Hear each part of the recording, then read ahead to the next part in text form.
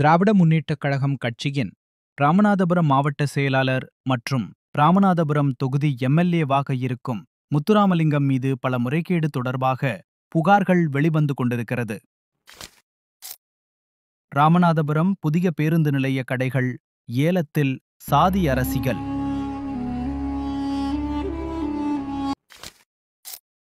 ராமநாதபுரம் புதிய பேருந்து நிலையத்தில் புதிதாக கட்டப்பட்டுள்ள 84 கடைகளுக்கான ஏலத்தில் திமுக மாவட்ட செயலாளர் முத்துராமலிங்கம் மற்றும் அவரது சகோதரர் மூவேந்தன் ஆகியோர் தலையிட்டு உள்ளது என்று குற்றச்சாட்டு முன்வைக்கப்பட்டது.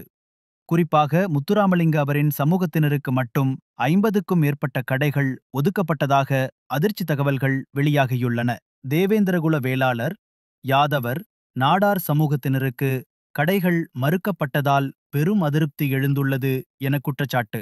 அரசின் நடைமுறைகளுக்கு மாறாக நடைபெற்ற இந்த முறைகேடான ஏலத்தின் மீது நடவடிக்கை எடுக்க கோரி பொதுமக்கள் மற்றும் பல்வேறு அமைப்பினர் மாவட்ட நிர்வாகம் மற்றும் நகராட்சி நிர்வாகத்திடம் கோரிக்கை விடுத்தும் இதுவரை எந்த நடவடிக்கையும் எடுக்கப்படவில்லை எனவும் குற்றச்சாட்டு எழுந்துள்ளது.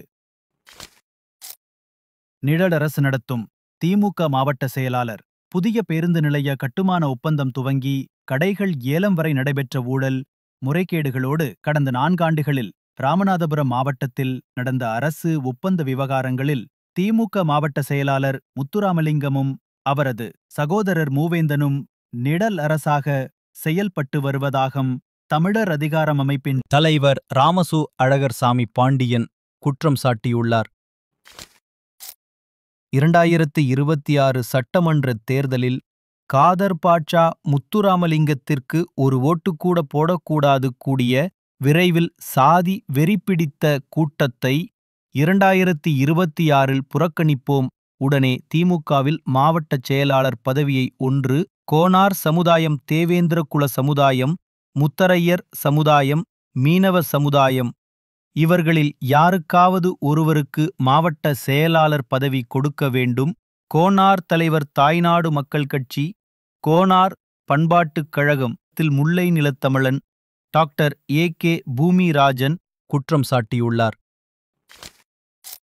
தன்னுடைய சாதிக்கு மட்டும் முக்கியத்துவம் கொடுத்து பிற மக்களை சாதி பார்த்து ஏமாற்றும் ராமநாதபுரம் MLA முத்துராமலிங்கம் அவரின் சாதியை சார்ந்தவர்கள் பாதிக்கு பாதி உள்ளனர். இதுவா திராவிட மாடலாட்சி? சாதி ஒழிப்பு பேசும் திராவிட முன்னேற்றக் கழகம் கட்சியின் உண்மையான சாதி ஒழிப்பு இதுவா என்ற கேள்வியும் வருகிறது. வரும் தேர்தலில் இந்த கூட்டத்திற்கு முற்றுப்புள்ளி வைக்க வேண்டும்.